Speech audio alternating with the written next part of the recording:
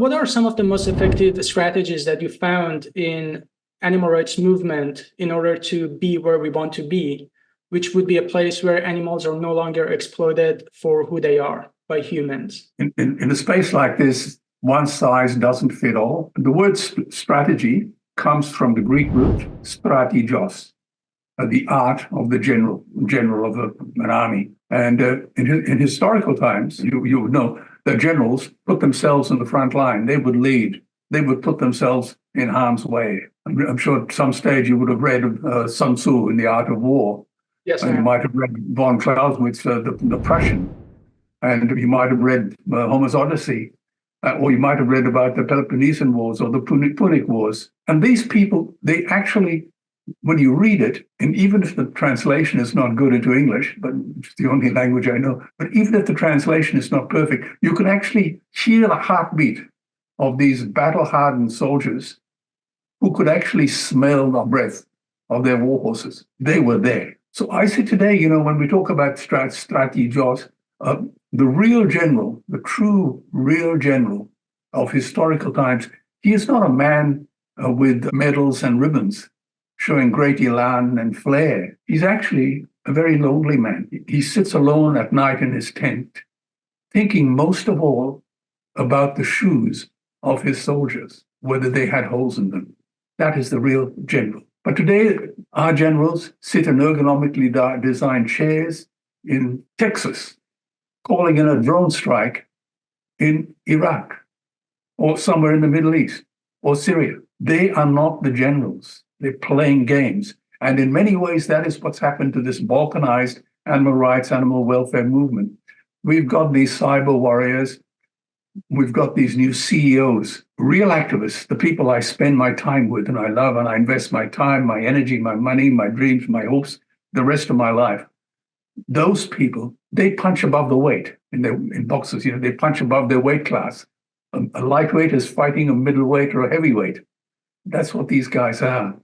They punch above their weight. But the CEOs of some of these NGOs that I see from time to time, they punch a clock. They start at 9, they go home at 5. I think it was Voltaire who says that the French rant and rave against the government, eat their dinner, and go to bed. So these guys talk about building strategies for their NGOs.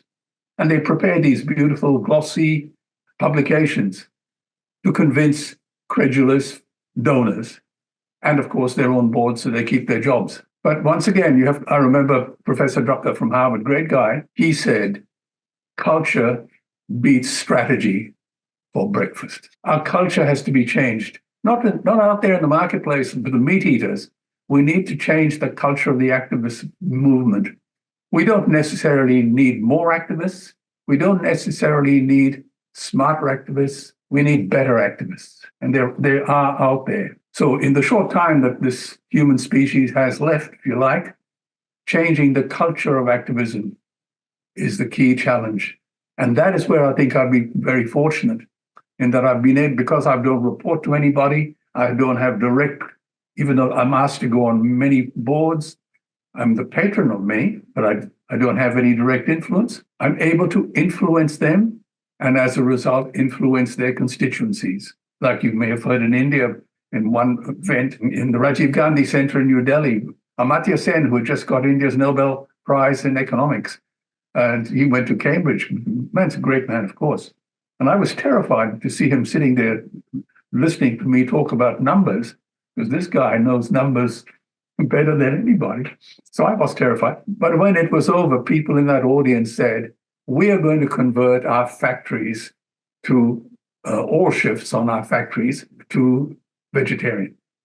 And we're talking about 1 million meals a day. Now, that is the power of leverage. One day I've written a paper, but my filing system's not very good. But I talked about leverage, veganism's best friend, the mathematics of leverage. And one day when I find it, I'll send it to you, but I'll find it, I'm sure, at some stage. So that is the situation with this very balkanized, almost cultish movement we've got. And I think you asked me the other day, what should we do about the animal rights movement? We must understand that the movement should not be a noun. It should be a verb. to actually move. I can remember in the 90s and the early 2000s, every weekend there'd be an event. I'm very active with Sea Shepherd. I did something every single day. I never had a day off in 27 years, not one day off. That kind of emotional, intellectual, moral energy is valuable. And activists need to possess that and not, as I say, punch a clock and try to keep their jobs. And there are too many of them around. I could name them, and one day I will, but there are too many of them. On the other hand, there are some wonderful young activists coming through, and people, and you're one. You're a perfect exemplar of a new breed, which is why since I got to hear about you in the last 4 or 5 weeks, I've taken a particular interest in promoting everything you do, because there are people like you. I think I want to, whatever little I've got to offer you to my network or my information, whatever, I'm more than happy to share. Because one of the messages I try to give to activists and to people generally, the human species, is this: there is nothing we can't achieve if we don't care who gets the credit for it.